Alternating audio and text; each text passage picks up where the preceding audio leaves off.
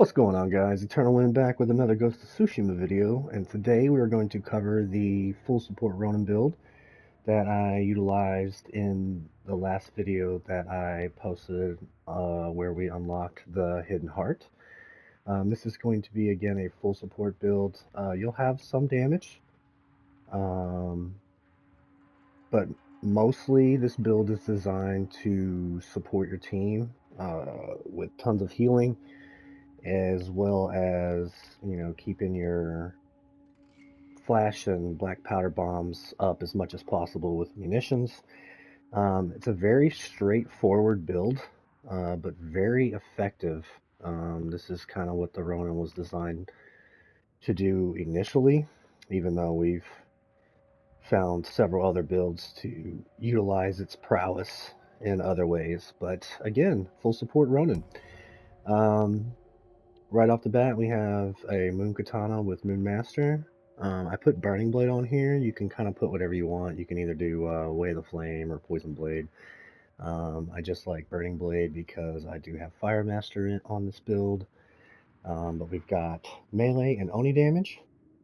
Um, Pretty much every build you see me do with a Moon Katana, I have melee and staggered damage.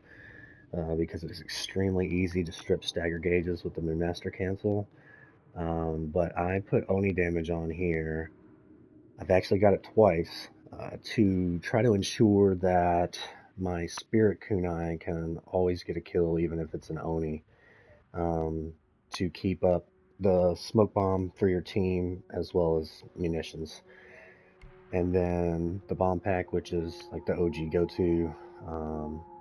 Nothing has changed here for pretty much all of my Ronin builds. And then the charm that we're using is going to be a stealth charm. The reason why is because it's practically one of the only charms that gives you ghost weapon damage. I do not know why Sucker Punch has yet to include ghost weapon damage on the Ronin charm, but until they do, we're rocking the stealth charm for that ghost weapon damage. And then this is my second stack of Oni damage, and then we rock Resolve Increase and Fire Master.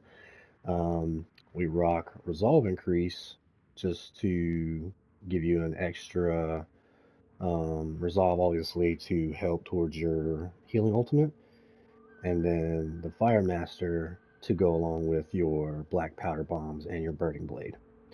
Um, and then for Spirit Kunai, this is again pretty much OG go-to. Max ghost weapon damage and cooldown on kill to ensure that we can get those smoke bombs back as fast as possible, as well as our healing incense. And then again, another OG go-to with the smoke bomb with cooldown on kill and cooldown reduction with munitions and lucky. Like I said, this is a very simplistic build, but you're still going to do a lot of damage through your ghost weapons, which will be your Spirit Kunai to reset all your cooldowns, and then your black powder bombs. So we're maximizing that damage. And then if you're meleeing an Oni, you're going to do 32% more damage against an Oni. And the Moon Master cancel just hits like a truck, even without all that. So it's going to be very beneficial for you when you go to melee and Oni. As for the techniques, we are using Healing Incense. And I gotta be honest, I'm gonna say 9.9 times out of 10 that you play Ronin, you're gonna have enhanced ghost weapons. The 50% is just such a massive increase. It's so good. Pretty much makes this full support build still hit like a truck with Spirit Kunai and Black Powder Bombs. Now, some people will use Resolve Increase here, and that is perfectly fine. However, I really like Hero. You can throw a Healing Incense down if you're with just one of your teammates, and the other two are in another location. If any of you get hit, or like if you're trying to do Plat 7, which is what I used this build for, you have shared wounds, so anytime somebody gets hit, you all get hit. But if you drop a healing incense, you'll start to heal everybody regardless of where they're at without having to ult. I love Cure All. I think this is a phenomenal skill, and I think it's kind of underused actually as well. And then obviously we're rocking Soothing Breath to complete the full support Ronin build. Now, to give you some numbers, because I love numbers. Hate math, but I love numbers. All right. Your ghost weapon damage is going to be 90% with this build. Even though it's a full support build, you're going to have 90% ghost weapon damage. And then if you use any of your ghost weapons on an Oni, it's actually going to be 110%. So your black powder bombs and your spirit kunai are going to do 110% damage against Oni, and then 90% against everything else. So yeah, it's going to hit like a truck and support your team like mad. It's a very, very solid, well-rounded build. It'll do much more damage than you think it will, while supporting your team like crazy.